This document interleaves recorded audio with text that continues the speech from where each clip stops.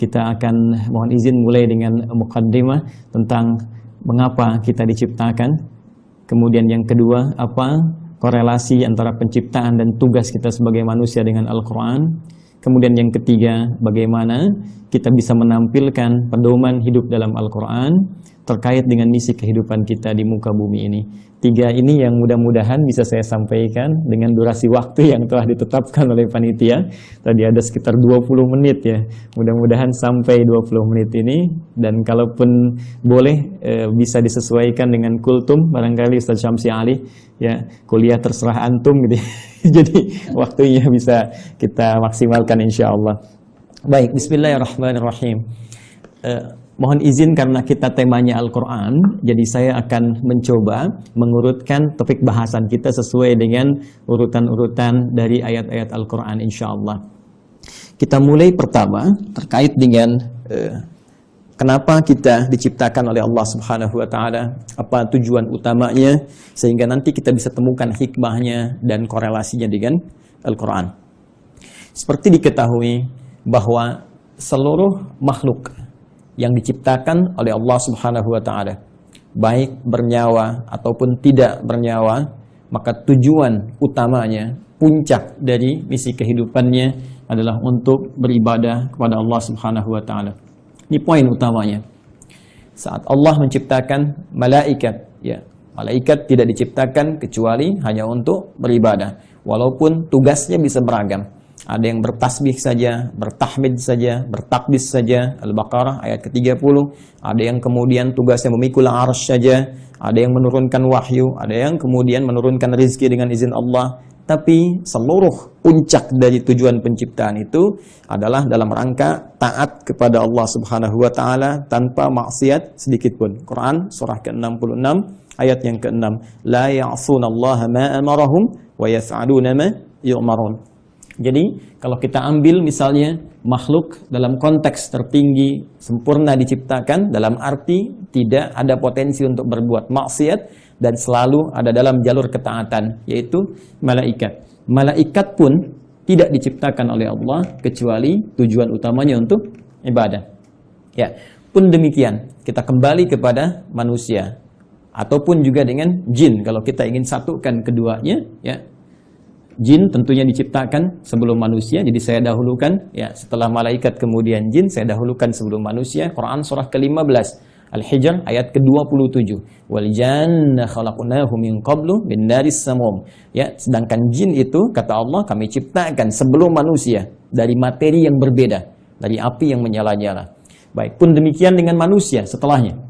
Ya, wa idz qala rabbuka lil malaikati inni khaliqum basyara. Ketika Allah firmankan kepada para malaikat yang sudah tercipta sebelum manusia, pun sebagian kalangan jin yang hadir pada saat itu, kami akan mencipta makhluk baru, bukan malaikat, bukan jin, tapi basyar. Ya, satu dari 5 nama manusia yang umumnya disebutkan dalam Al-Quran pokoknya. Ya, basyar 35 kali disebutkan dalam Al-Quran, menunjuk pada sifat nafsunya. Ins disebutkan 18 kali berpasangan dengan jin, menunjuk pada sifat penampakan dan kelembutannya. Insan disebutkan 65 kali dalam Al-Quran, menunjuk pada totalitas aktivitasnya. Pun demikian dengan An-Nas disebutkan setidaknya 241 kali dalam Al-Quran, menunjuk sifat sosialnya. Dan Bani Adam ya disebutkan setidaknya 7 kali dalam Al-Quran, menunjuk genealogisnya yang tersambung pada Nabi Adam alaihissalam. Jadi manusia ketika difirmankan oleh Allah kepada malaikat dan jin, ya wa idz qala rabbuka lil malaikati inni khaliqum basyara. Ya. Jin dan manusia ketika diciptakan tidak lepas dari fungsi ini. Ya, ditegaskan di Quran surah ke-51 digabungkan ayat ke-56. Ya, paling kanan sebelah atas di mushaf standar Allah berfirman, "Wa ma khalaqtul jinna wal insa illa liya'budun." Ya, dan tidaklah aku ciptakan jin dan seluruh manusia itu kecuali tujuan puncak pokok, ya. Tujuan penciptaan itu adalah supaya mereka menjadikan seluruh aktivitasnya sebagai ibadah kepadaku, kata Allah. Ingat harakat akhir di ayat ini bukan pakai fathah. Ya, ya'buduni bukan ya'buduna. Ya, fi'il mudhari'nya di sini berharakat fathah, tapi di sana nanti ada ya yang menunjukkan kepada Allah. Ya, kemudian untuk takhfif dia dihilangkan diganti dengan harakat kasrah. Jadi jelas Allah memberikan kesan yang tegas bahwa seluruh fungsi penciptaan manusia tiada lain seluruhnya dalam rangka beribadah kepada Allah Subhanahu wa taala. Nah, yang menarik adalah ketika Allah mendeklarasikan dan menginformasikan tentang khususnya manusia ya dalam konteks tugasnya untuk beribadah ini, maka diperjelaslah oleh Allah mengenai tempat dan misinya di mana dia akan beribadah. Kemudian seperti apa misi yang akan diemban. Ini sangat menarik ya. Itu disebutkan di Quran surah kedua Al-Baqarah di ayat ke-30 ya. Paling kiri sebelah atas di mushaf standar. Ya Allah berfirman, perhatikan kalimatnya ini sangat indah sekali. Antara penciptaan, pengenalan manusia kepada jin dan malaikat dengan pemberian tugasnya itu dibuka dengan kalimat yang sama, diksi yang serupa, tapi untuk menunjukkan makna yang berbeda. Ingat, karena di Quran tidak ada pengulangan. Ya, ketika disebutkan yang seperti itu, yang serupa, maka kaidah tafsirnya, ya Dr. Amir Faisal, Ustaz Syamsi Ali lebih mengetahui, ya ta'sisan li ma'nan jadid. Ini untuk pengantar kepada makna yang baru, yang tidak sama dengan sebelumnya. Baik, di Quran surah ke-15, ayat ke-28, ketika Allah mencipta manusia digunakan diksi wa ibqala rabbuka lil malaikah. Ya, kemudian ketika memberikan misinya dan di mana ditempatkan untuk menjalani misi ini, maka dibuka dengan redaksi yang sama. Wa ibqala rabbuka lil malaikah. Seakan-akan ingin mengesankan bahwa, hei, saking dahsyatnya penciptaan manusia ini, saking dahsyatnya misi manusia ini, jadi bukan hanya penciptaannya. Ya, penciptaan manusia ingin menunjukkan tentang dibawanya misi yang sangat agung, sangat dahsyat, sampai-sampai malaikat yang sempurna pun tak berbuat maksiat mesti mengetahuinya. Sampai-sampai jin pun yang dicipta lebih dulu mesti mengetahuinya. Ya, hanya bedanya yang di Quran surah 15 ayat ke-28 Allah menggunakan redaksi khaliq, ya. Karena itu kita menyebut Allah dengan sang khaliq, diambil dari diksi Al-Qur'an. Inni khaliqum basyara, mencipta yang tak pernah ada ya sebelumnya, mencipta yang tidak bersandar pada bahan yang ada sebelumnya, beda dengan sifat makhluk yang tercipta. Sedangkan pemberian misinya digunakan kata ja'il. Ya. Inni ja'ilu fil ardi khalifah. Yang di sini menunjuk penciptaannya, yang di sini menunjuk pada pemberian misinya. Kita fokus ke sini dulu dengan cepat. Baik. Baik, Allah dengan tegas, singkat, padat memberikan satu informasi kepada kita semua melalui Al-Quran. Kata Allah, aku infokan pada malaikat. Aku infokan pada jin yang sebelum kalian aku ciptakan mereka. Saking tingginya misi kalian, ya. Inni menggunakan taukid, sungguh aku ja'ilun fil ardi, akan menjadikan. Ingat, ja'il menugaskan, khalik mencipta. Setelah ciptaan itu terjadi, karena Allah mencipta mustahil, ya tidak ada fungsinya, mustahil tidak ada tujuannya. Di dalam bahasa Arab, kalau kita sudah membuat sesuatu, kemudian ingin menjadikan, menerangkan fungsinya, apa yang telah dibuat itu, orang Arab menggunakan diksi ja'ala, ya ja'alu ja'il. Allah telah mencipta manusia, Quran surah 15 ayat ke-28, dan ingin menerangkan. Ini fungsi, misi penciptaan manusia itu. Maka digunakan kata ja'il. Inni ja'ilun fil ardi. Satu. Fil ardi. Di poin ini. Ini menunjuk pada tempat. Aku akan menjadikan, memberikan fungsi pada manusia yang telah tercipta itu. Akan menempatkan mereka bertugas, tempatnya bukan di langit. Bukan fis sama, ya. Awas hati-hati, tapi tempatnya di mana? Fil ardi. Ya, yang kita terjemahkan dengan bumi itu. Baik. Khalifah, dan dia akan membawa peran untuk menunaikan tugas ibadah itu sebagai khalifah. Ya. Yang setidaknya punya dua makna pokok. Bisa jadi khalafa yakhlifu, ya, yang saling menggantikan. Artinya kalau satu selesai akan lahir yang lain meneruskan kembali, satu selesai meneruskan kembali, ya, bapak kemudian melahirkan anak, anak melahirkan anak lagi, saling menggantikan. Dan Al-Qur'an memberikan pesan jangan sampai seseorang meninggalkan generasi setelahnya dalam keadaan lemah. Quran surah keempat ayat 9 itu. Wal yakhshal ladzina law taraku min khalfihim dzurriyyatan dhi'atha khafu 'alaihim. Karena itu siapkan generasi terbaik untuk saling menggantikan membawa tugas di bumi. Nanti kalau ada bahasan yang lebih luas kita belajar khusus tentang tema ini, ya. Nanti Allah kasih satu surah khusus yang bukan nabi, bukan rasul, ya, manusia seperti kita, supaya kita tidak berkata ini kan nabi, ini kan rasul. Jadi Allah berikan satu seorang yang bukan nabi, bukan rasul, tapi bisa membentuk generasi yang terbaik setelahnya. Yaitu surah ketiga, surah Ali Imran. Imran bukan nabi, Imran bukan rasul, tapi nanti menikah dengan Hannah seperti kita ketahui, melahirkan Maryam. Dan Maryam saat dididik disiapkan, itu nanti bisa jadi pribadi yang lebih baik dibandingkan dengan ibundanya dan ayahandanya. Karena itu Anda temukan surah Maryam surah ke-19, tapi Anda tidak temukan surah Hannah. Ya. Tapi bagaimana keduanya mendidik supaya lahir generasi lebih baik dari orang tuanya. Maryam melahirkan Isa. Isa alaihi salam lebih baik dibandingkan ibu dan kakek neneknya. Ya. Jadi demikian fitrah dalam Al-Quran. Setiap ada generasi mesti lebih baik daripada yang sebelum-sebelumnya.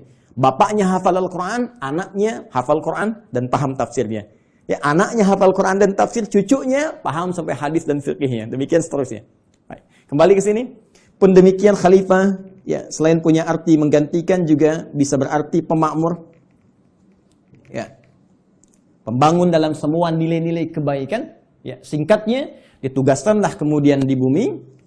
Ini tugasnya. Akan saling menggantikan sampai kehidupan dunia berakhir. Dan ditugaskan dalam rangka ibadah ini untuk memakmurkan kehidupan di muka bumi sesuai dengan apa yang telah Allah tetapkan. Secara singkat diberikan pelatihan kemudian di satu tempat, ya, yang disebut dengan Al-Jannah itu di Quran surah ke-2 Al-Baqarah ayat ke-35. Sebelum turun ke bumi, sebelum membawa misi ini, maka ditugaskanlah sementara waktu diberikan pelatihan, ya, di Quran surah ke-2 Al-Baqarah ayat 35. Wa qulna ya Adamu uskun anta wa zaujukal jannah. Secara langsung ditugaskan pasangan Adam dan Sayyidah Hawa alaihi wassalam. Silahkan keduanya dimasukkan oleh Allah Subhanahu wa taala untuk diberikan pelatihan sebelum diturunkan untuk bertugas ke bumi. Silahkan masuki al-jannah ini, sering terjemahkan dengan surga, oke? Okay? Tapi mohon dicatat, surga ini bukan surga yang kelak kita akan masuki.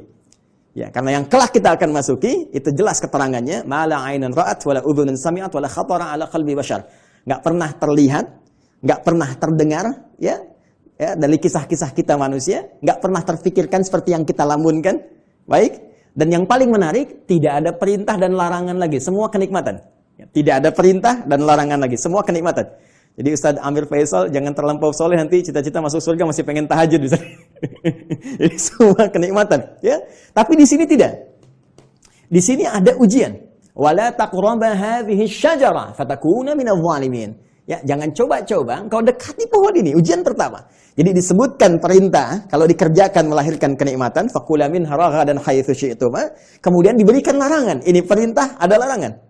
Dan inilah nanti yang akan kita bawa dalam kehidupan di muka bumi. Di bumi itu cuma dua, kalau enggak mengerjakan perintah, meninggalkan larangan, selesai. If'al wala taf'al. Do it, leave it. Ya, cuma dua ini saja. Baik, kemudian diperkenalkan, ini tantangannya. Ada nanti iblis yang mulanya dari kalangan jin, ayat 34-nya berbicara tentang iblis. Ayat Quran surah ke-18 Al-Kahf, ayat ke-50, ya, menerangkan genealogis iblis itu dari jin yang bermaksiat, fasik. Ya, wa idz qulna lil malaikati isjudu li adama fasajadu illa iblis kana minal jinni fa fasaqa an amri rabbi. Ya, ketika dia mulai fasik disebut dengan iblis. Ketika dia mulai menggoda, mewariskan kefasikannya disebut dengan syaitan. Karena itu diperkenalkan oleh Allah, ya, ini menjadi syaitan di ayat ke-36-nya, fa azallahumash syaitan. Setelah tuntas kemudian diberikan bekalnya, di training dulu, kan? Diberikan pelatihannya, diperkenalkan musuhnya, ini yang harus dikerjakan, ini yang harus ditinggalkan, ini yang akan dibawa nanti dalam kehidupan di bumi. Setelah siap itu semua, teman-teman sekalian, barulah diturunkan Adam alaihissalam beserta Sayyidah Hawa alaihissalam, keduanya untuk memulai tugasnya di bumi. Baik, dan kisahnya dimulai di sini. Quran surah kedua, saya langsung ayat 38. Baik. Saya melompat sedikit ke kisah antara bagaimana perjuangan Adam alaihissalam melawan iblis atau syaitan itu. Saya langsung lompat dulu saja untuk mempermudah dan mempercepat kita sampai pada kuota waktu kita. Baik. Quran surah kedua ayat 38. Ya, paling kanan sebelah atas di mushaf standar bagi teman-teman yang terhubung dan membuka mushaf, ya. Perhatikan baik-baik. Qulna bitu minha jami'a. Sekarang sudah saatnya, kata Allah, kami firmankan. Dan kalimatnya menggunakan ta'zimin nafsi. Nah, ya, itu selalu memiliki dua makna setidaknya dalam bahasa Arab. Nah, singkatan dari nahnu, kalau dinisbatkan kepada Allah Subhanahu wa taala, tentunya seperti kita ketahui memiliki dua makna utama. Satu, ta'zimun nafsi, menunjuk pada keagungan Allah Subhanahu wa taala, puncak keagungannya. Kedua, ta'zimus sya'ni, menunjuk pada dahsyatnya informasi yang akan disampaikan. Jadi saking dahsyatnya misi yang akan dibawa oleh Adam dan Hawa alaihi wassalam sebagai khalifah di muka bumi, Allah sampai menggunakan keagungan zatnya. Ya, jadi ini misi agung. Ya, kehidupan kita di bumi ini kehidupan yang agung, kehidupan yang mulia. Nanti saking mulianya di Quran, ya surah ke-17 nanti, Al-Isra, di ayat ke-70, itu sampai disebut semua kita ini mulia. Walaqad karramna bani Adam, ya, wa hamalnahum fil barri wal bahr. Ya, semua kami muliakan seluruh anak keturunan Adam. Baik itu yang kemudian hidup di daratan sampai yang beraktivitas di lautan, semuanya kami muliakan, saking mulianya. Dan dimuliakan lebih dibandingkan makhluk-makhluk lainnya. Baik, teruskan. Qul nahbitu minha jami'a. Mulai sekarang, ya, kata Allah Subhanahu wa taala, dimulai tugas kalian turun ke muka bumi. Di sini poinnya. Fa imma ya'tiyannakum minni huda. Ini dahsyatnya. Ternyata Allah dengan sifat Rahman-Nya tidak membiarkan hambanya memulai misi tanpa membawa pedoman misinya. Tanpa membawa petunjuk untuk menjamin kebenaran risalahnya. Untuk menjamin terukurnya setiap misi yang ia bawa. Ternyata bersamaan dengan misi yang dibawa itu dan tugas dimulai dalam beraktivitas di muka bumi dengan misi tadi itu, Allah bersamaan dengan itu semua menurunkan satu pedoman kehidupan yang disebut dengan huda. Ini poinnya.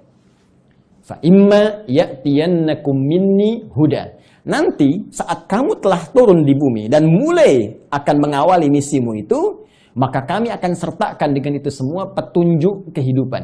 Ingat, hudan kalau disebutkan, saya telah gali diksi ini, ya, dari bahasa Arab, termasuk penyebarannya di Al-Quran, derivasinya, ragamnya, ini Masya Allah, ini bukan hanya diartikan dengan petunjuk, tapi bisa berarti jalan menuju kemudahan, bisa diartikan jalan menuju kesuksesan, bisa diartikan solusi dari segala kesulitan, bisa diartikan jalan untuk membuat kita bahagia dalam ibadah. Secara singkat, kalau kita kumpulkan diksi hudan dalam Al-Quran, secara singkat, seluruh arahnya itu mengarah kepada pedoman kehidupan.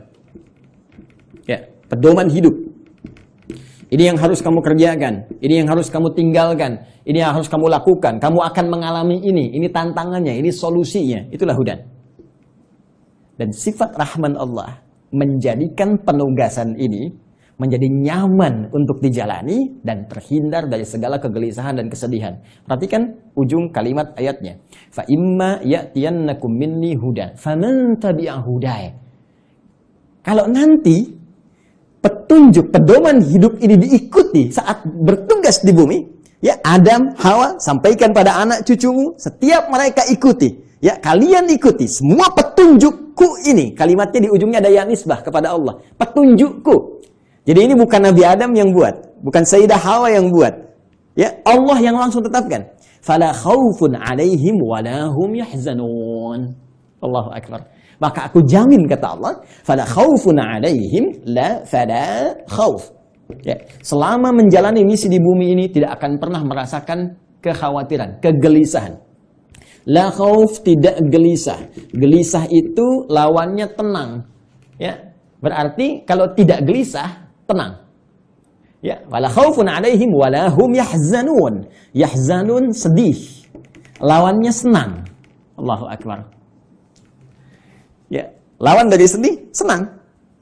Ini sangat menarik. Jadi ketika Allah menugaskan Adam alaihissalam, ya, kemudian beserta pasangannya Sayyidah Hawa alaihissalam untuk kemudian berkembang di muka bumi melahirkan anak keturunan disebut dengan Bani Adam nanti, ya kan? Ternyata semua misi itu misi yang menyenangkan. Dan misi yang menenangkan. Jadi kalau dibawa ke rumah tangganya senang, tenang. Dibawa ke kantor, di kantor tenang, senang. Dibawa ke tingkat kehidupan sosial, senang, tenang. Jadi ternyata tugas di bumi ini tugas yang menyenangkan. Tugas yang menenangkan, menenangkan dan menyenangkan. Jadi kalau ada orang yang hidup di bumi selalu gelisah, ya, selalu merasa tidak senang, ini menunjukkan boleh jadi kehidupan ini tidak disertai dengan pembacaan pada pedoman hidupnya. Ini yang disebut dengan hudan. Nah, teman-teman sekalian, menariknya setiap berganti generasi, ya, karena Adam itu alaihissalam selain nabi, beliau juga manusia. Ya, nabi punya fitrah kenabian, manusia punya fitrah kemanusiaan. Baik, karena setiap nabi itu manusia, maka manusia punya fitrah kemanusiaan. Di antara fitrahnya pasti mengalami kematian, wafat. Setiap yang berjiwa pasti wafat. Quran surah ke-3, Ali Imran ayat 185. Kullu nafsin dha'iqatul maut. Semua, bukan 1-2 orang, seluruh umat bahkan ada kuotanya, ada batasnya. Ya, batas kematian disebut dengan ajal. Quran surah ke-7, Al-A'raf ayat 34. Walikulli ummatin ajal. Fa idza jaa ajaluhum la yastakhiruna sa'atan wa la yastaqdimun. Bahkan semua punya batas hidupnya. Ya, harus diisi. Ya, bagaimana Allah memberikan bimbingan, dia isi itu sampai menemukan ujung batas hidupnya, dan jika sudah tiba tak akan mampu dia mundurkan, tak akan mungkin bisa dimajukan. Ya, jadi mohon izin lompat sedikit ya, nggak usah memaksakan diri. Ada kita lihat ada yang orang bunuh diri, mencoba-coba, nggak usah coba-coba. Kalau sudah tiba waktunya meninggal juga. Kalau belum tiba nggak akan wafat. Ya, nah ini poinnya. Karena Adam itu manusia, karena itu punya fitrah kemanusiaan, maka Adam pun wafat. Ya, setelah itu mewariskan anak keturunan Quran surah keempat, ya, ayat yang pertama, ya ayuhan nasu taqu rabbakumul ladzi khalaqakum min nafsin wahidah wa khalaqa minha zawjaha wa batha minhuma rijalan katsiran wa nisaa. Melahirkan keturunan, ada laki-laki ada perempuan, sampai kemudian mereka berkomunal, ya, berkelompok-kelompok, bersuku-suku, kemudian bahkan menyebar lebih luas lagi, saling mengenal dan saling berinteraksi. Quran surah ke-49 Al-Hujurat ayat ke-13. Ya ayuhan nas, wahai seluruh manusia, inna khalaqnakum min dzakarin wa untha. Kami ciptakan kalian ada laki-laki ada perempuan. Ternyata manusia cuma 2 jenis, ya, laki-laki dan perempuan. Awas, hati-hati, ya. Wa ja'alnakum syu'uban wa qabaila. Kemudian setelah itu kami jadikan kalian, ya, syu'uba, berkelompok-kelompok, membentuk satu komunitas dari keluarga ke masyarakat, RT, RW sampai negara sampai benua dan sebagainya. Wa qabail, ada suku-sukunya, tujuannya lita'arafu, untuk saling membangun sinergi, membangun link, saling mengenal, dan dengan itu membawa misi kekhalifahan yang tadi disebutkan. Ya, inna akramakum indallahi atqakum. Yang paling mulia di antara kalian yang meningkat nilai kebaikan yaitu takwanya. Poinnya, Adam wafat, manusia jadi berkembang, dan setiap perkembangan ini pasti akan terpengaruhi oleh lingkungan di mana mereka beraktivitas. Kullu mauludin yuladu 'alal fitrah, ya, fa abawahu yahwidanihi aw yunassiranihi aw yumajjisanihi. Semua yang terlahir itu baik, cuma lingkungan nanti yang membentuk dia bisa merubah bahkan menjauh dari Allah Subhanahu wa taala. Dalam konteks ini, saya ingin cepat, saking sayangnya Allah kepada kita semua, Allah tidak menginginkan seluruh manusia yang hidup di bumi mengalami kebuntuan dalam membawa misinya dan bahkan mengalami kegagalan. Yang Allah inginkan semua konsep tadi senang dan tenang. Maka di setiap pergantian generasi itu, maka Allah utuslah kemudian seorang rasul, ya, utusan, seorang nabi yang membawa kembali pedoman-pedoman yang dahsyatnya sesuai dengan era dan masa yang dialami. Nabi Adam selesai, muncul Nabi Nuh. Nabi Nuh kemudian membawa risalah. Nuh selesai, muncul nabi lainnya. Terus sampai ke Nabi Muhammad sallallahu alaihi wasallam. Menariknya, teman-teman sekalian, seluruh nabi dan rasul yang diutus oleh Allah Subhanahu wa taala, yang membawa pedoman hidup bagi masyarakatnya, bagi umatnya yang diarahkan sesuai dengan masanya itu, semua petunjuknya, pedomannya diberi nama dengan nama utama yang serupa, yaitu hudan. Silakan Anda cek. Kita ambil yang paling dekat lah ke masa Nabi Muhammad SAW. Nabi Isa, Nabi Musa alaihi wassalam. Nabi Musa misalnya, ini yang paling populer yang banyak disebutkan dalam Al-Quran. Ya, saya sebutkan dekat itu bukan dekat dalam konteks masa waktu, tapi dekat dalam konteks sering banyak disebutkan sehingga sering didekatkan. Ya, 3 nabi ini yaitu Nabi Musa, Nabi Isa dan Nabi Muhammad SAW yang mewakili banyak kisah dalam Al-Quran. Nabi Musa, kitabnya Taurat. Ya. Taurat ketika disifati oleh Allah Subhanahu wa taala menjelaskan fungsinya, maka tidak jauh dengan diksi ini, hudan. Buka Quran, buka Al-Quran surah ke-17. Al-Isra, ayat yang kedua. Wa ataina Musal kitaba. Dan telah kami berikan kepada Musa kitab. Itu Taurat. Ya kan? Apa fungsinya? Wa ja'alnahu hudal li bani Israil. Dan kami jadikan Taurat itu isinya adalah pedoman kehidupan bagi Bani Israel. Karena Nabi Musa diutus hanya satu kalangan saja, komunitas tertentu saja. Di kalangan Bani Israel, maka pedomannya dikhususkan untuk itu. Jadi nanti yang menariknya dalam satu era, itu bisa ada misalnya 2 rasul diutus. Ya, karena distriknya beda. Ya. Seperti kisah Nabi Ibrahim dengan Nabi Lut misalnya ya. Nabi Ibrahim dengan Nabi Lut kan di Quran surah ke-51 itu ya, ketika kita masuk ke ayat ke-30 dan seterusnya itu Nabi Ibrahim dikunjungi para malaikat. Di ayat 24-nya hal ataka haditsu dhaifi Ibrahim al-mukramin. Pernahkah engkau dengar kisah ketika Nabi Ibrahim dikunjungi para malaikat? Tujuannya sebetulnya bukan ke Nabi Ibrahim, tapi akan datang ke Nabi Lut ya alaihi salam untuk mengabulkan tuh permohonan dalam tanda petik umat yang menantang azab. Jadi ketika akan datang ke situ mengadab, mampir dulu ke tempat Nabi Ibrahim dengan hikmah tertentu. Jadi di satu masa bisa ada 2 nabi dan rasul yang bertugas di wilayah yang berbeda. Nabi Musa alaihi salam itu tugasnya untuk Bani Israel. Diberikan panduan, disebut dengan Taurat dan disifati dengan hudan. Pedoman kehidupan. Betapa inginnya Allah umat di zaman itu senang dalam menghadapi misi, menunaikan ibadahnya dan tenang dalam menjalankan itu semua. Berganti secara cepat Nabi Isa alaihi salam meneruskan risalah Nabi Musa setelah melewati fase-fase tertentu. Jaraknya sekitar 600 tahun ke Nabi Muhammad sallallahu alaihi wasallam. Nabi Muhammad ke Nabi Musa sekitar 2000 tahun. Nabi Isa alaihi salam ketika meneruskan risalah Nabi Musa alaihi salam berarti tugasnya sama. Ya, kepada Bani Israel. Jadi bukan kepada seluruh kalangan manusia, hanya untuk Bani Israel saja, terbatas. Wilayah sebagian di Palestina saja, ya. Jadi kalau sampai ke Indonesia agak kejauhan, ya, cuma di sana saja. Bani Israel diberikan kitab Injil, karena itu Taurat dan Injil sering disatukan, ya. Quran surah ketiga misalnya, penyebutan pertama untuk Taurat dan Injil, ya, di ayat yang ketiga, nazzala 'alaikal kitaba bil haqqi musaddiqan lima baina yadayhi wa anzalat Taurata wal Injil. Ketika Injil diberikan kepada Nabi Isa alaihissalam sebagai kitab pedoman kehidupan, itu pun disifati sama kalimatnya dengan hudan. Buka Quran surah ke-5 Al-Maidah ya, di ayat ke-46. Ya. Silakan lihat di pertengahannya. Wa atainahul injil fihi hudaw wa nur. Ya. Lihat kalimatnya. Wa atainahul injil, dan kami berikan kepada Isa alaihissalam Injil fihi, di dalamnya hudan. Ini ada pedoman kehidupan. Di setiap era berganti, setiap masa berpindah, Allah selalu memberikan pedoman yang selalu aktual, faktual, dan dibutuhkan di masanya sesuai dengan kebutuhan makhluknya pada saat itu. Karena eranya berganti, kebutuhan bisa berubah, nuansa tidak sama, maka diberikan pedoman yang sesuai dengan masanya. Yang paling dahsyat, Nabi Muhammad sallallahu alaihi wasallam, rasul terakhir.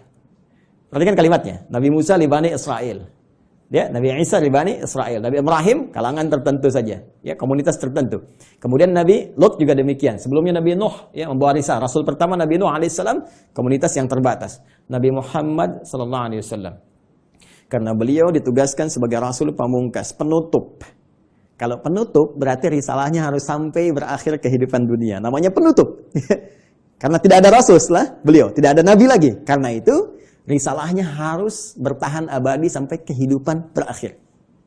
Maka diturunkanlah oleh Allah yang paling spesial. Karena spesialnya ini menyifati segala hal yang tadi disebutkan. Harus sampai bertahan sampai kehidupan berakhir. Harus beda dengan yang sebelum-sebelumnya. Harus punya mukjizat yang lebih dahsyat. Karena itu yang terakhir ini, karena sifatnya harus bertahan sampai akhir zaman, dia harus lebih daripada yang sebelumnya. Harus bertahan. Tidak boleh ada celahnya. Ya, tidak boleh ada perubahan-perubahan, ya, yang harus terjaga dari lafadznya, katanya, dan sebagainya. Semua harus unggul. Maka dipilihlah oleh Allah Subhanahu wa taala, ditetapkan oleh Allah Subhanahu wa taala, karena ini yang paling dahsyat, yang paling baik, semua yang terkait dengannya selalu baik. Silakan cek. Yang dipilih turun membawa risalah ini, membawa wahyu ini, ya, teman-teman sekalian, dari kalangan malaikat Jibril alaihissalam. Ketika dipilih langsung naik statusnya menjadi Sayyidul Malaika, Ruhul Amin. Nabi Musa punya teman. Setiap rasul di bumi punya teman rasul dari langit. Nabi Musa punya teman malakul maut. Ya. Baik, Nabi Muhammad SAW punya teman malaikat Jibril. Malaikat Jibril ketika ditugaskan menyampaikan risalah yang akan dibawa pada Nabi Muhammad SAW, maka langsung naik status jadi Sayyidul Malaikah. Diturunkannya, teman-teman sekalian, di hari Jumat. Ya, hari Jumat, harinya naik status langsung menjadi apa? Sayyidul Ayyam. Yang dipilih menerima ini Nabi Muhammad SAW langsung naik status jadi Sayyidul Anbiya wal Mursalin. Bulannya, ya, bukan main-main. Bulannya bulan Ramadan. Ya, bulan Ramadan. Perhatikan baik-baik. Jumat naik status, Jibril naik status, Muhammad SAW naik status. Bulannya Ramadan langsung naik status jadi Sayyidul Syuhur. Bulan yang sangat dimuliakan. Saking mulianya, hanya turun satu malam yang penuh dengan keberkahan hanya di bulan itu saja. Untuk apa? Untuk mengagungkan risalah terakhir yang dibawa.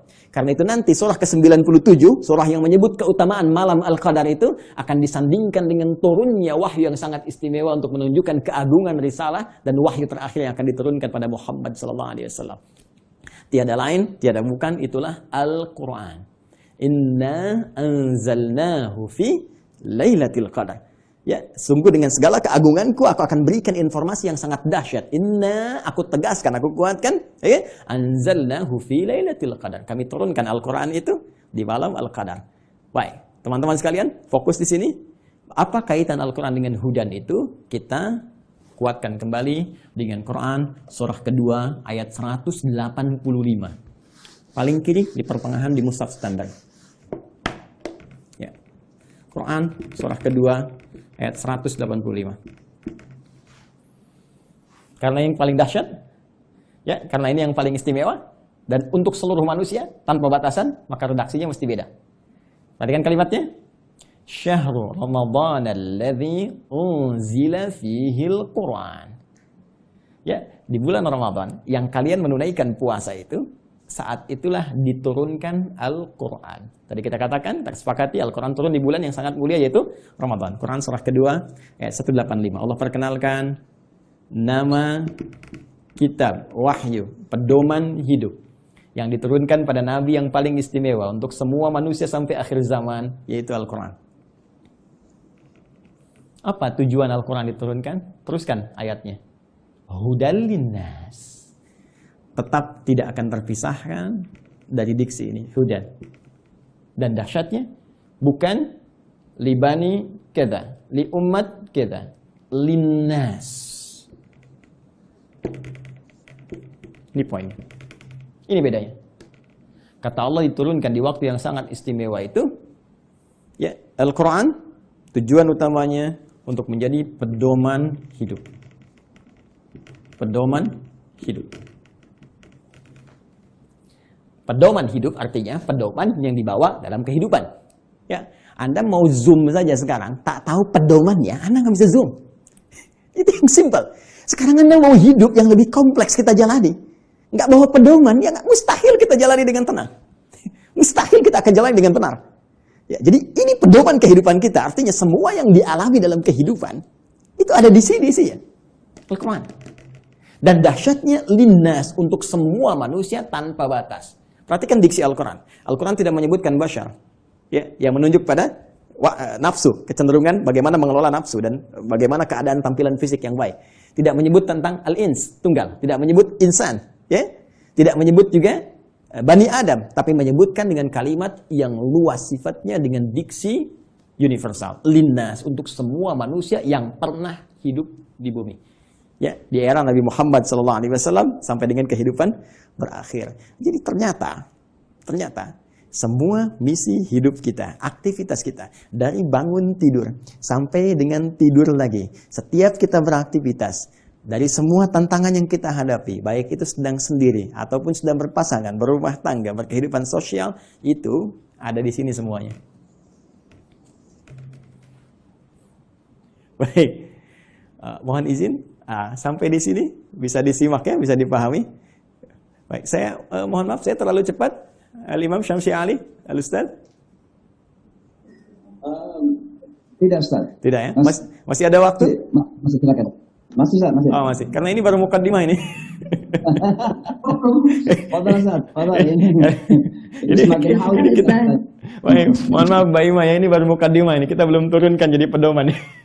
Ya, baik, jadi sampai di sini teman-teman sekalian kita bisa memahami bahwa ternyata semua isi kehidupan kita ada di sini. Ya, silakan kalau tidak percaya kita cek. Ya, mohon izin nggak perlu dicatat ya, karena ini direkam nanti bisa diulang kembali. Saya baca dengan cepat karena keterbatasan waktu. Ya, bahkan kita dari sejak mulai terlahir, ya, sampai kita wafat, sampai pasca wafat, itu semua diinfokan di sini. Ada semuanya. Dan silahkan bandingkan dengan kitab apapun yang ada di muka bumi sampai dengan saat ini. Tidak akan ada yang pernah seperti Al-Quran. Ya, saya berikan 3 saja yang sangat menarik ya. Pertama, seluruh hal yang akan kita alami sudah dirangkum dengan sempurna dalam Al-Quran dan nanti dijelaskan detailnya oleh Nabi Muhammad SAW. Nanti bagian terakhir saya kaji dan kita akan sama-sama nikmati bersama. Ya, saya beri contoh misal.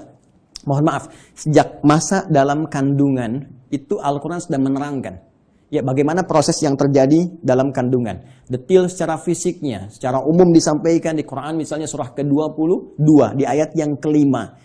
Bahkan pergerakan janinnya secara umum, ya dari mulai kandungan lemah ke berat sampai diisi apa doa yang harus dibacakan, apa yang harus dilakukan supaya nanti bayinya terlahir dalam keadaan baik. Disebutkan di Quran surah ke-7 ayat 189. Bahkan diberikan bocoran antara hubungan kita membangun komitmen dengan Allah yang akan menuhankan Allah sejak saat ruh kemudian ditanamkan sampai kita terlahir sampai wafat. Quran surah ke-7 ayat 172. Ketika terlahir apa yang pertama kali diberikan oleh seorang ibu? ASI pun diberikan dengan tegas langsung. Ya, di Quran surah kedua ayat 233, wal walidatu yurdina auladahunna haulaini kamilaini. Ya, bapaknya dikasih, nih, ini tugas pokok bapak yang baru punya anak. Ini yang harus dikerjakan, ini ibu yang harus dilakukan. Ya, kemudian bergerak dari situ, diberikan pendidikan dini supaya membangun kedekatan dengan Allah, baik terhadap kedua orang tua, punya akhlak yang mulia. Quran surah ke-31 dari ayat 13 sampai dengan ayat 19-nya.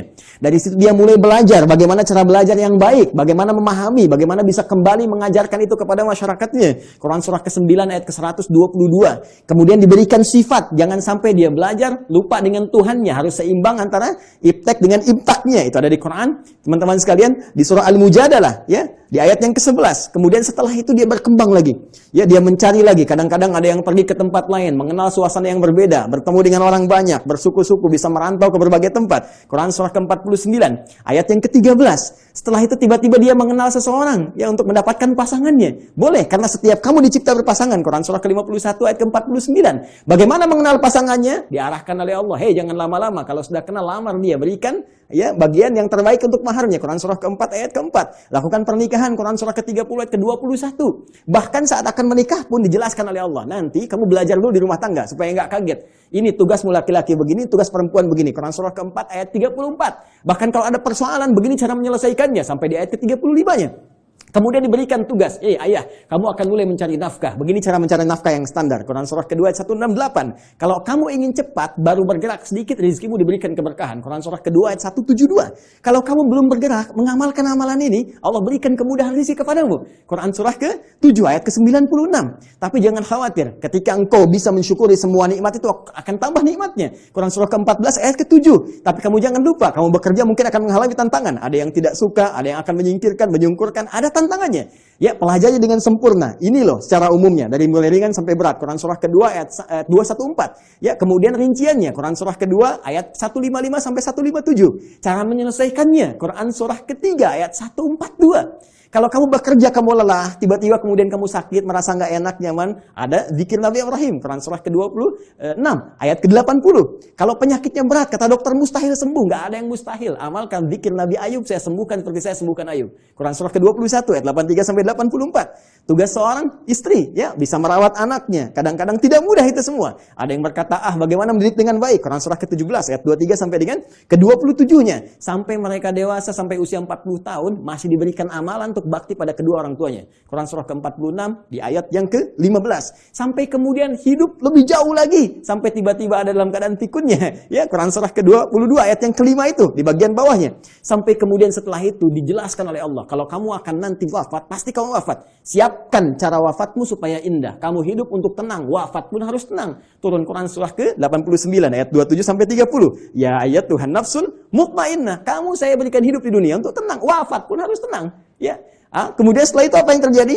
Anda akan mengalami situasi di alam kubur, dijelaskan lagi. Ya, bahkan jelas. Afala ya'lamu idza bu'thira fil qubur. Setelah itu disampaikan situasi di dalamnya. Bisa kamu siapkan sejak di dunia. Ini loh yang paling bagus. Ada layanan dengan semua keberkahan, kenikmatan. Sampai-sampai dia akan menyampaikan kepada orang yang belum wafat. Kalau bisa kerjakan ini, kalau mampu kerjakan supaya kamu cepat nyusul. Di sini enak, lebih enak daripada di situ. Quran surah ketiga, ayat 169 sampai dengan 172. Bahkan setelah itu terjadi apa? Dijelaskan lagi. Teman-teman sekalian, muncul surah Al-Qiyamah surah ke-75. Setelah itu dijelaskan lagi. Ya, mau masuk kemana? Ini yang masuk ke surga, ini turunannya. Surga bersama Rasulullah. Quran surah ke-4 ayat 69. Di taman surga. Quran surah 51 ayat 15 sampai dengan ke-23. Surga yang seluas langit dan bumi. Quran surah ke-3 133 sampai dengan 134. Surga yang kelas biasa tapi nikmat. Quran surah ke-2 ayat ke-25. Supaya kita membawa persiapan untuk mendapatkan itu semua. Kalau gagal pun dijelaskan lagi. Ya, kalau kamu nanti main-main dengan ini semua, hadapi situasi di alam kubur begini, ada ayatnya. Situasi di hari kiamat begini, ada ayatnya. Sampai dengan muaranya pun ada ayatnya. Karena itu, kalau Anda tidak percaya, silahkan cek. Cuma dalam Al-Quran, semua kegiatan kita diatur dengan sempurna. Dan detailnya dijelaskan oleh Rasulullah SAW melalui petunjuk yang bahkan langsung ditegaskan oleh Al-Quran. Buka Quran surah ketiga, ayat 31. Paling kiri sebelah atas di mushaf. Qul in kuntum tuhibbunallaha fattabi'uni.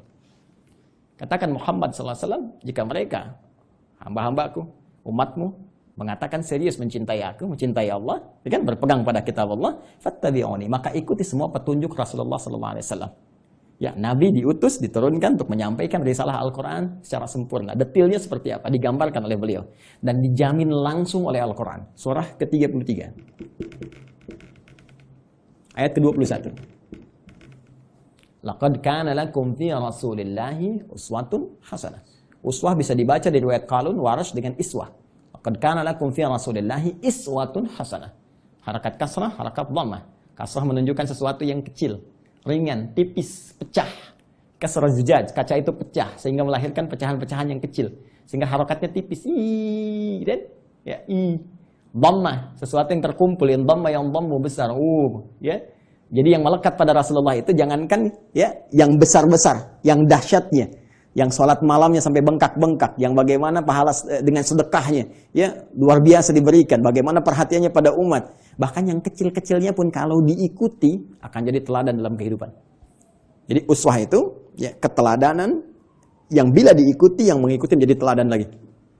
Yang saling terwariskan. Jadi ketika kita mengamalkan isi Al-Quran dengan petunjuk yang disampaikan oleh Rasulullah SAW, maka secara otomatis kata Allah, hidup kita pun selain menjadi tenang, nyaman, akan jadi teladan di masanya. Silahkan cek. Nabi wafat, sahabat jadi teladan. Sahabat wafat, tabi'in jadi teladan. Sampai sekarang kita kenang. Semua yang mendekat kepada Al-Quran, demi Allah saya katakan, jika mendekatnya dengan cara yang benar, pasti akan mendapatkan semua kenikmatan yang dijamin tadi. Sekarang bagian terakhirnya, mohon izin dengan cepat sekali, bagian terakhirnya. Bagaimana kita mengeluarkan petunjuk Al-Quran ini? Sehingga menjadi pedoman dalam kehidupan. Ternyata sekarang itu begitu mudah. Dulu, zaman Rasulullah, sahabat berjuang. Ya, mengatasi banyak persekusi, bahkan ada yang dieksekusi dan sebagainya. Bahkan belum ada media seperti sekarang, ya. Ada yang tinggal ngeklik saja keluar informasinya dan sebagainya. Tadi Ustaz Amir Faisal sudah menyampaikan, ya, perjuangannya sangat berat. Tapi yang paling menarik, ternyata dari perjuangan yang sangat berat dan dahsyat itu yang terwariskan pada generasi setelahnya. Zaman sahabat banyak menghafal, mengajarkan, menyebar, tabi'in menghafal dan seterusnya. Itu membawa manfaat yang besar bagi kehidupan kita. Karena semua detil penjelasan dari Al-Quran ini ternyata sudah dirinci langsung selama kurang lebih 23 tahun melalui seluruh keterangan yang melekat pada Rasulullah SAW. Baik tadi perkataannya, perbuatannya, tindakannya, sifat, sikap, dan segala bahkan diamnya disebut dengan takdir. Ya, semua yang melekat pada Rasulullah disebut dengan hadis. Jika dipraktikkan dalam kehidupan, jadi jalan kehidupan disebut dengan sunnah. Maka di sini kita mengenal istilah Al-Quran, kemudian sunnah untuk tafsiran segala pedoman hidup yang dipraktikkan dalam kehidupan.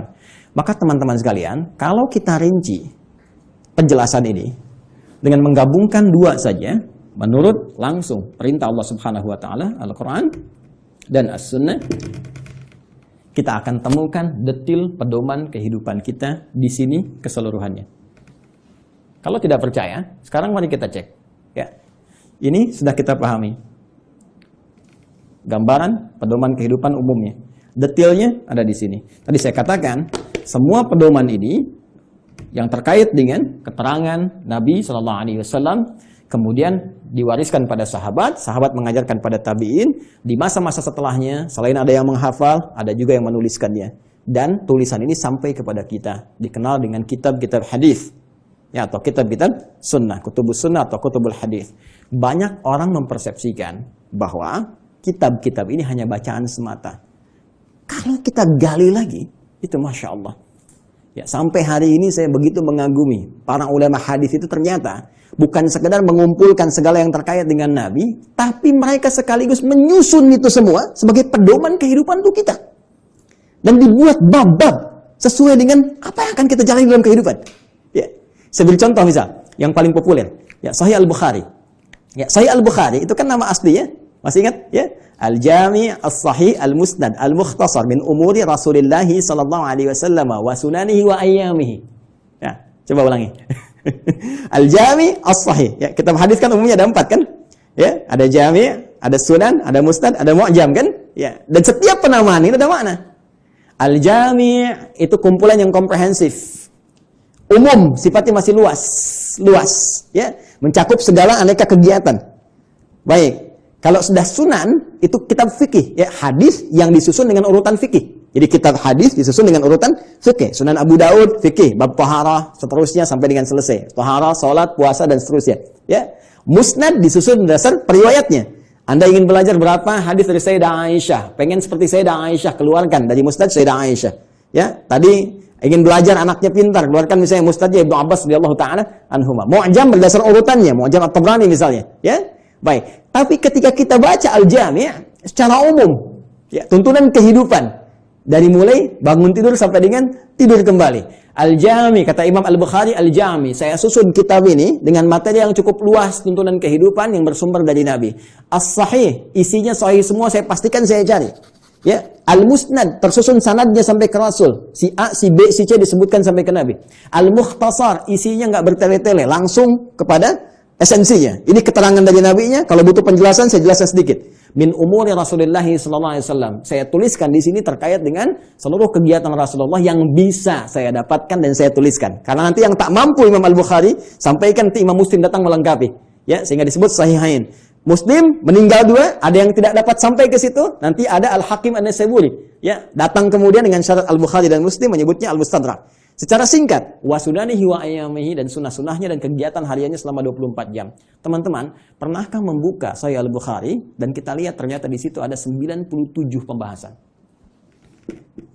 97 kitab. Kalau bahasa kita sekarang bab, dinamakan kitab, di bawah kitab ada bab lagi. Dari 97 bagian ini, itu ternyata ini petunjuk kehidupan kita. Penjelas dari apa yang Allah sampaikan melalui Rasulullah SAW. Ya, setelah kitab Bad'ul Wahyi menetapkan risalah Nabi Muhammad SAW, bagaimana ciri-ciri seorang Nabi, seorang Rasul, supaya nanti tidak ada yang ngeklaim di kemudian hari ada Nabi baru, Rasul baru. Ya, dijelaskan. Orang kalau baca Sahih Al-Bukhari, kitab pertama selesai. Sudah, nggak akan ada lagi ketika ada info ini ada Nabi baru, sudah lewat tuh. La Nabi ya ba'di. Ya, ini kan yang aneh begini. Kalau ada ngaku Nabi itu nggak aneh. Karena Nabi sudah mewanti-wanti, la Nabi ya ba'di. Nanti kelak akan ada ngaku Nabi. Ya, kalau ada begitu lah langsung tolak aja, nggak ada Nabi setelah Rasulullah. Ya, ya. Jadi kalau ada yang ngaku itu nggak usah aneh. Yang aneh itu setiap ada yang ngaku ada pengikutnya. Itu masalahnya. Ya. Jadi kalau kita belajar bab pertama selesai menetapkan risalah Nabi, ya, dan ini pun dahsyat. Di antara maksudnya untuk memberikan kekuatan argumentasi bahwa semua keterangan ini disampaikan oleh seorang yang mendapatkan risalah langsung dari Allah, yaitu Nabi. Buktinya begini. Dan Kitabul Iman ada 57 hadis. Anda sering bertanya, iman saya sering naik turun, kayak lift. Ya, kalau naik saya semangat ibadah, kalau turun jangankan salat sunnah, salat wajib kadang-kadang juga ada rasa malas. Bagaimana men-charge itu semua supaya semangat lagi? Kitabul Iman. Kitabul Ilmi, ya, Ustaz Amir Faisal, putranya mau belajar, melanjutkan ke Mesir, ya, dan teman-teman yang lain. Ada Kitabul Ilmi setelahnya. Bisa dikeluarkan bagaimana petunjuk pedoman belajar langsung dari Nabi. Dan dahsyatnya di Sahih Al-Bukhari ini, Tidak dimulai satu hadis kecuali dengan ayat Qur'annya dulu. Ini ayatnya, ini hadisnya, hadisnya. Silahkan cek. Kitabul Bai', teman-teman yang pebisnis. Ya, silahkan. Yang berniaga, yang berbisnis, keluarkan Kitabul Bai'. Kitabul Tijarah. Ya, kitabnya Kitabul Bai', turunannya turunan tentang bisnis. Di pemerintahan, diplomasi, birokrasi, Kitabul Imarah. Ya, sekarang masa pandemi, ya teman-teman keluarkan ada Kitabul Waba, tentang bab wabah, taun, ada semua. Dan kalau kita jeli lihat lagi, demi Allah saya katakan, hanya di Islam yang semua tuntunan kehidupan dari bangun tidur sampai tidur lagi ada pedomannya. Silahkan cek. Ya, bangun tidur ada doanya. Silahkan cek. Bandingkan dengan keyakinan manapun. Cuma di Islam. Ini kita dalam konteks ilmiah ya, sedang berargumentasi. Jadi kalau nanti di soal kita berargumentasi. Ya, jangan diadukan, tapi kita didiskusikan. Ya, baik. Sekarang lihat, bangun tidur ada doanya. Ya, dan doa itu jangan salah. Doa itu bukan kalimat formalitas yang kita ucapkan untuk menjadikan sesuatu hanya sebagai ibadah semata. Bukan hanya itu, tapi isi doa itu pedoman bagaimana kita menjalaninya. Bangun tidur apa yang harus dilakukan? Ya, buka misalnya di Abu Daud. Nomor hadis 1367 dari Ibnu Abbas radhiyallahu taala anhuma ketika menginap di rumah Sayyidah Maimunah radhiyallahu taala anha. Beliau menyimak Nabi bagaimana Nabi bangun di malam hari untuk mengikuti salat malamnya. Kata beliau, kana Nabi sallallahu alaihi wasallam idza staiqadha min naumi, adalah kebiasaan Rasulullah SAW apabila bangun dari tidurnya. Fajalasa, beliau duduk sebentar. Famasaha biyadihi min athari naumi, kemudian menghilangkan bekas ngantuk dengan tangan yang beliau duga bersih. Ya, jadi dihilangkan dulu. Jadi bukan langsung baca doa saat ngantuk begini. Bangun jam 3:30 masih ngantuk begini, ketika sadar lagi jam 6 udah hilangkan lu ngantuknya. Baru setelah itu faqara akhirah khawatim surah Ali Imran, membaca 10 ayat terakhir surah Ali Imran, baru baca doa alhamdulillahilladzi ahyana ba'da ma amatana wa ilaihin nusyur. Ditegaskan lagi nanti di Al-Bukhari itu nomor hadis 181 nanti ya, oleh siapa? Mu'adz bin Jabal ya, dan Jundub bin Junadah, nanti menyampaikan risalah hadis terkait doa bangun tidur. Bukankah isi doa bangun tidur itu pedoman kehidupan? Silahkan cek lagi. Alhamdulillahilladzi ahyana ba'da ma amatana. Saya bersyukur padamu ya Allah yang telah memberikan kesempatan kembali pada saya untuk menjalani kehidupan. Padahal engkau bisa wafatkan aku dalam tidur tadi. Ya. Wa ilaihin nusyur. Perhatikan, sering terjemahkan dengan dan kepadanya akan kembali. Hei kawan, nusyur dari kata nasyara, artinya beraktivitas untuk mencari bekal pulang. Ya, Anda menyebar. Yang dari Makassar, dari Sumatera, dari Papua, dari Kalimantan bisa datang ke Jakarta untuk mencari bekal supaya bisa mudik pulang. Ramadan pulang mudik. Itu bahasa Arab yang disebut dengan nasyara yansyaru. Kalau menyebar luas disebut intasyara yantasyir. Menyebar. Untuk pulang kampung. Kita pun akan pulang. Ya. Teman-teman, mudik itu yang kita lakukan setiap tahun, ya kan? Itu kan bahasa Arab jelas. Ya. Waktunya disebut mi'ad, tempatnya disebut ma'ad. Kita itu pulang kepada Allah. Quran surah 3 ayat 9. Innallaha la yukhliful mi'ad. Pasti kita pulang. Allah nggak mungkin menyalahi janjinya. Tempatnya disebut dengan ma'ad, tempat pulangnya. Ibnu Qayyim al-Jauziyah punya kitab Zadul Ma'ad. Kita pasti pulang. Karena itu, saat bangun dari tidur, kita berjanji kepada Allah. Ya Allah, hari ini saya akan cari bekal lebih baik daripada hari sebelumnya. Supaya kalau saya pulang hari ini, keadaan pulang saya lebih baik, ya Allah. Makanya diajarkan sebelum tidur kita evaluasi diri. Nabi evaluasi hari ini apa yang dikerjakan, besok merencanakan. Turun Al-Insyirah surah ke-94 itu, fa idza faraghta fansab ila rabbika faraghab. Ya, disiapkan dari sekarang apa yang mau dikerjakan besok. Ayo teman-teman, saya cek ya. Jangan-jangan selama ini kita pun belum siap mengerjakan apa yang kita lakukan besok. Untuk waktu Indonesia, di Amerika mungkin masih pagi, kan? Saya tanya pada Anda mau baca Quran berapa halaman hari ini?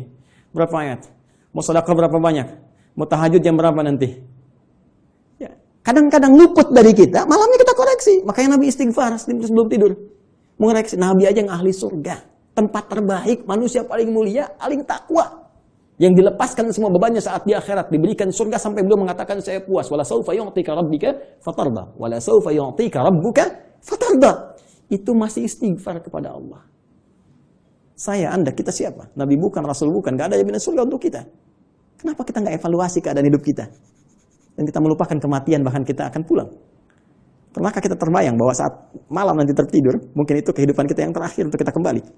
Karena itu kita siapkan, kalau saya besok bangun lagi, ya Allah, saya ingin sholat saya lebih baik daripada sebelumnya, saya ingin jamaah nanti jam sekian, ya Allah saya ingin sedekah besok, ya Allah saya ingin baca Al-Quran, supaya kalau saya meninggal pada saat itu, dan karena itu, ajal dirahasiakan, supaya kita siap kapan pulang. Karena itu jangan coba-coba ketika Anda terpikir berbuat maksiat, bayangkan seketika wafat. Maka dari itu Anda berjanji saat bangun, saya akan jadi orang lebih baik dibandingkan dengan hari yang kemarin. Itulah sebabnya muncul mahfuzat. Ini bukan hadis ya. Orang yang hari ini ya lebih baik daripada hari kemarin, orang yang beruntung, ya kan? Orang yang sama dengan yang kemarin, orang yang rugi. Orang yang lebih buruk daripada kemarin, orang binasa. Itu mahfuzat, terambil dari nilai hadis tadi. Itu baru bangun tidur. Silahkan cek. Mau makan ada doanya, mau minum ada doanya, berpakaian ada doanya, masuk toilet pun urusan yang sederhana ada doanya. Bahkan langkah kakinya diatur, masuk kiri keluar kanan. Beda dengan masjid, masuk kanan keluar kiri, doanya berbeda. Bangun tidur sampai tidur lagi, pedomannya lengkap semua. Pertanyaan saya, dari sekian banyak kebaikan yang telah Allah tampilkan kepada kita, berapa yang telah kita keluarkan dalam kehidupan? Saya punya dugaan yang kuat, jangan-jangan persoalan kehidupan di muka bumi ini tak mampu kita tuntaskan, bukan karena kita nggak pintar. Mohon maaf, bukan karena kurang gelar. S1, S2, S3, sampai dapat gelar, misalnya, pengajaran tertinggi, profesor, dan sebagainya. Bukan karena kurang harta. Tapi mungkin Anda kurang dekat dengan Allah. Kita kurang baca pedomannya. Kurang takwa. Semua kesimpulannya mengerucut kepada takwa. Takwa membangun kedekatan yang paripurna dengan Allah. Karena itu banyak ibadah diarahkan kepada takwa. Puasa la'allakum tattaqun. Salat dibuka dengan takwa. Hudal lil muttaqin alladzina yu'minuna bil ghaib wa yuqimunas shalah. Haji takwa. Wa tazawwadu fa inna khairaz zadi taqwa. Wa may yattaqillaha yaj'al lahu makhraja wa yarzuqhu min haitsu la yahtasib. Itu pencakap. Siapa yang mampu mendekatkan diri kepada Allah Subhanahu wa taala dengan takwanya, dengan menjalankan semua isi pedoman-pedoman yang Allah turunkan, maka Allah akan lepaskan dari semua kesulitan hidup, bahkan mengirimkan rezeki dari sisi yang tidak dia duga. Inilah pedoman kehidupan kita, inilah Al-Quran, dan inilah jalan yang tidak mungkin kita hindari, karena ini satu-satunya pedoman yang bisa mengantarkan pada kenikmatan di 3 alam. Dunia, alam kubur, sampai akhirat. Terakhir, sebagai penutup, teman-teman sekalian, saking dahsyatnya Al-Quran ini, Allah ingin membuktikan kepada kita kebenarannya. Al-Quran tidak diturunkan di Romawi yang sudah maju pada saat itu. Bukan di Persia yang sudah punya kekaisaran yang dahsyat. Ya, kalau sekarang diibaratkan Amerika misalnya, Soviet, atau sekarang jadi Rusia dan seterusnya, atau Cina bahkan, kan? Tidak turun di Romawi, tidak turun di Persia. Tapi Allah turunkan di tempat yang paling jauh dari segala titik kemuliaan. Tidak kenal segala titik kebaikan-kebaikan. Ilmu pengetahuan jangan diharapkan tumbuh. Ya, dengan sempurna, dengan baik. Jauh tertinggal, karena itu disebut dengan jahiliyah, menggabungkan nama bahkan dengan sifatnya. Tapi tahukah Anda, ketika Al-Quran diturunkan di umat jahiliyah itu, bisa mentransformasikan mereka berubah menjadi khairu ummah. Sampai turunnya Quran surah ketiga ayat 110 itu. Paling kiri sebelah atas di mushaf. Kuntum khairu ummah. Silahkan Anda cek. Semua yang belajar dari Nabi, dari 40 orang fase Mekah, sampai menyebar ke Madinah, sampai bertebaran ke seluruh muka bumi, tidak pernah ada satupun sahabat Nabi membawa risalah Al-Quran, kecuali membawa kesuksesan dan misi terbaik kemakmuran di muka bumi. Silahkan cek. Nabi sampai selesai tugas di Madinah punya 12.000 sahabat. Punya 38 panglima dari 12.000 itu. Kekuatan satu panglimanya bisa menaklukkan Persia dan Romawi. Ya, bisa mengalahkan segala jenis racun. Setiap satu sahabat ekspedisi menjadikan Islam terbawa dengan warna yang sangat indah, diterima bahkan tanpa kecamuk peperangan yang berarti. Amr bin As ekspedisi dari Afrika Utara sampai dengan ke Syam. Sekarang cek, Mesir, Libya, Tunisia, Maroko, Aljazair sampai dengan ke Syam. 4 negara sekarang. Ya, Libanon, Palestina, kemudian Yordania, kemudian Syria. Silahkan cek, Muslim yang baik. Sa'ad bin Abi Waqqas, ya, waktu ikut ekspedisi mau ke Cina, singgah di Baros, 414 km dari kota Medan. Jadinya Nusantara. Indonesia, Malaysia, Filipina bagian selatan, Thailand selatan, Brunei Darussalam, ya, Masya Allah Rakhin, sukunya dari Rakhinya itu yang sekarang. Semua indah, baik. Di mana kita sekarang? Dan keilmuannya nggak nanggung, silahkan cek. Ya, Al-Ghazali, Al-Battani, Al-Kindi, Al-Farabi, ya, silahkan cek. Semuanya sukses. Jadi mau jadi ilmuwan, sukses. Mau jadi diplomat, sukses. Jadi birokrat, sukses. Semua itu tercantum dalam Al-Quran. Dan satu-satunya kitab yang tidak pernah mengalami perubahan. Zaman Abu Jahal dulu dibaca Alif Lam Mim, sekarang pun tetap Alif Lam Mim. Silakan, strukturnya sempurna, segalanya sempurna. Itulah Al-Quran. Tinggal pertanyaannya, tantangan langsung dari Allah, sejauh mana kita bisa meyakini semua ini untuk menerapkan pedoman tadi, mempelajarinya, mengamalkannya dalam kehidupan kita sesuai dengan kebutuhan kita. Membaca baik, memahami mulia, menghafalkan dahsyat. Tapi intinya Tidak harus dituntut untuk bisa memahami seluruh isinya. Cukup Anda sekarang, maaf sekali, yang pokok apa? Bawa itu semua. Sekarang tugas dunianya apa? Passionnya apa? Keluarkan petunjuknya, lihat Qurannya, lihat hadisnya, dalami itu, amalkan. Setelah itu, perhatikan. Bedakan rasanya, rasakan bedanya, pasti akan terasa bedanya.